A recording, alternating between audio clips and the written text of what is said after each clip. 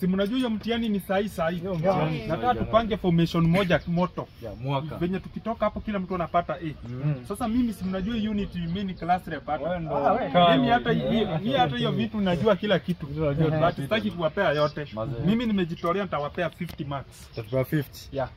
Wewe unaweza tupea ngapi? Mimi pia ka backbencher, ka defender, ka striker, niko sure na 30. Hiyo already tuko na 80. Si mimi nitawapatia 10 hapo. 10 itakuwa. Hapo tunakuwa na tuko sawa ni soma sana. Wewe unataka ngapi sasa? 10. 10.